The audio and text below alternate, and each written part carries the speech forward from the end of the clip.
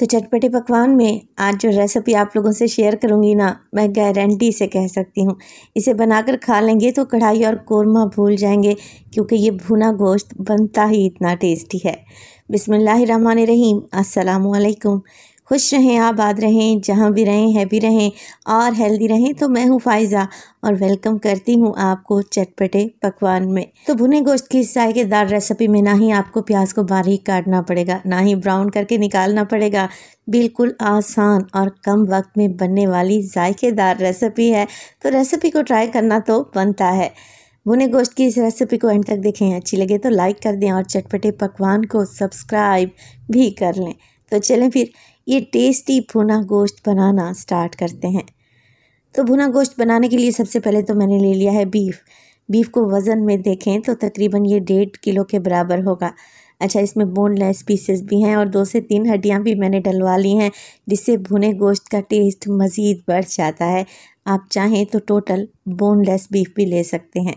तो recipe start करने से पहले आज आप लोगों से एक और बात शेयर करती चलूँ। आज आप लोगों से शेयर करूँगी एक ऐसा प्लेटफॉर्म जिसे आप अर्निंग कर सकते हैं, वो भी घर बैठे हुए बग़ैर किसी इन्वेस्टमेंट के।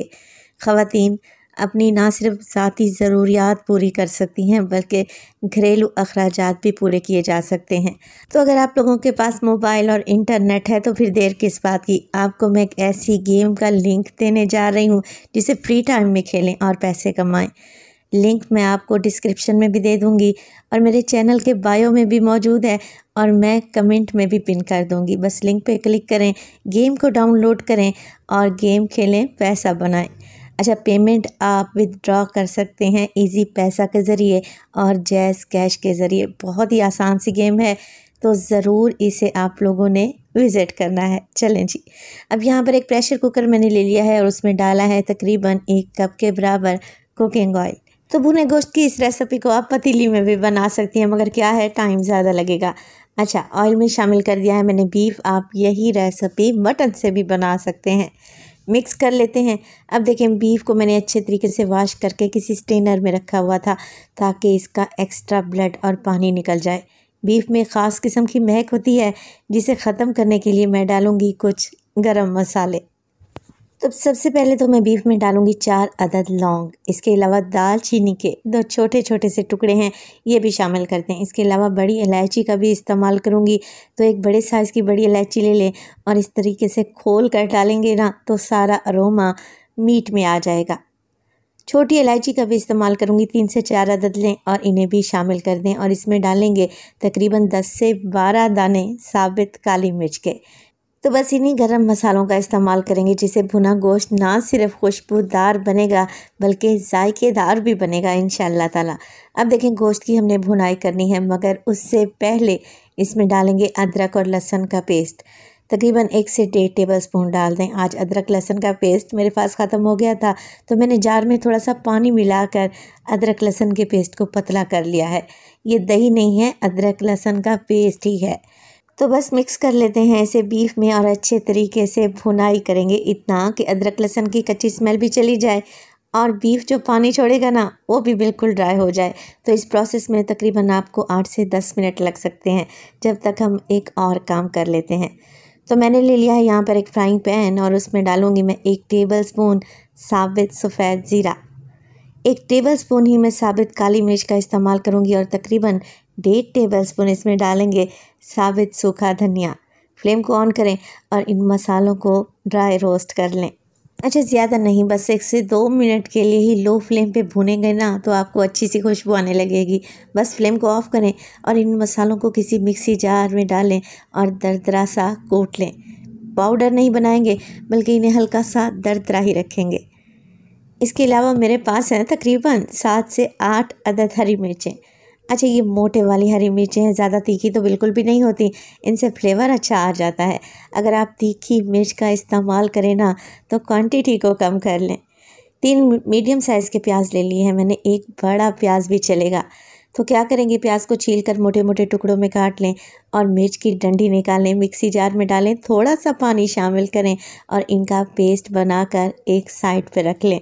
चलें जी, चलते हैं बीफ की तरफ। तो बीफ यहाँ पर अच्छे तरीके से भून चुका है।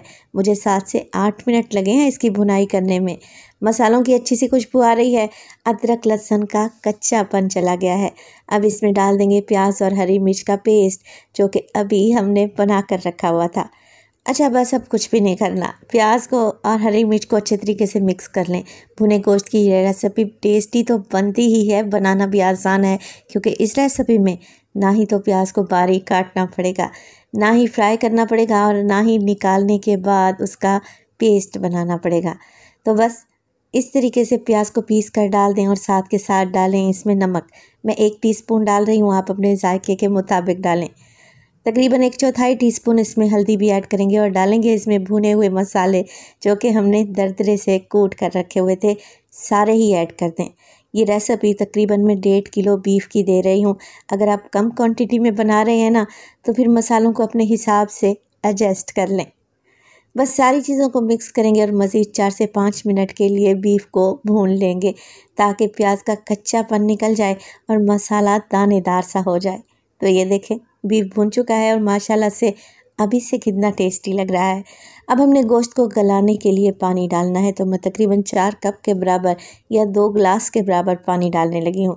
प्रेशर कुकर में बना रहे हैं तो तकरीबन 20 से 25 मिनट के लिए कवर लगा कर पकाएं। अगर पतीली में बना रहे हैं तो बीफ को गलाने में आपको तकरीबन 50 मिनट भी लग सकते हैं। तो बस कुकर का ढक्कन लगा दें और सीटी आने के बाद तकरीबन 20 से 25 मिनट के लिए बीफ को प्रेशर में पकाएं, या फिर इतना कि बीफ अच्छे तरीके से गल नहीं जाता। अच्छा, मुझे 30 से 35 मिनट लगे थे, क्योंकि बीफ ही नहीं गल रहा था, और जब तक भुने गोश्त में बीफ गला हुआ ना हो मज़ा ही नहीं आता। तो अब देखें, गोश्त अच्छे तरीके से भुन चुका है। जो पानी मैंने इसमें डाला था वो भी ड्राई हो चुका है। अब इसमें डालेंगे दही। तो तकरीबन 1 कप के बराबर मेरे पास दही है। दही को फेंट कर डालें, और आप लोगों ने खट्टा दही इस्तेमाल नहीं करना, फ्रेश दही का इस्तेमाल करें। और इसी स्टेज पर अगर तो रेसिपी आप लोगों को ज़रा सी भी अच्छी लग रही हो, रेसिपी को लाइक कर दें और चटपटे पकवान को सब्सक्राइब भी कर लें। आप सब लोगों का बेहद शुक्रिया। तो बस दही डालने के बाद हमने दही के पानी को ड्राई करना है। आप चाहें तो इसकी हल्की सी ग्रेवी भी छोड़ सकते हैं, मगर क्योंकि भुना गोश्त बना रहे हैं तो इसे भुना हुआ ही रखेंगे। जैसे ही ऑयल ऊपर आ जाएगा हम देंगे भुने गोश्त को स्मोक। तो कोयला मैंने पहले ही दहकाने रख दिया था। छोटी सी कटोरी में कोयला डालें, तो उससे 3 ड्रॉप इस पर ऑयल डालें और फ़ौरन से ढक्कन लगा दें। तो उसे 3 मिनट के लिए अच्छा स्मोक आने दें भुने गोश्त को। यकीन करें, जब आप कवर उठाएंगे ना, तो खुशबू आपके पूरे घर में फैल जाएगी, और जिसको भूख नहीं भी होगी वो भी खींचा चला आएगा। तो माशाल्लाह से आप ज़रा भुने गोश्त की लुक तो चेक करें, लग रहा है ना टेस्टी। आप इसे रोटी, चपाती, नान, पराठा के साथ खाएं तो यकीन करें खाकर मज़ा आ जाएगा। भुने गोश्त की ये रेसिपी टेस्टी भी है और आसान भी। आप इसे किसी दावत में भी बना सकते हैं। तो रेसिपी बनाएं तो अपना फीडबैक लाजमी दिया करें। आपके एक प्यारे से कमेंट का मुझे इंतज़ार रहेगा।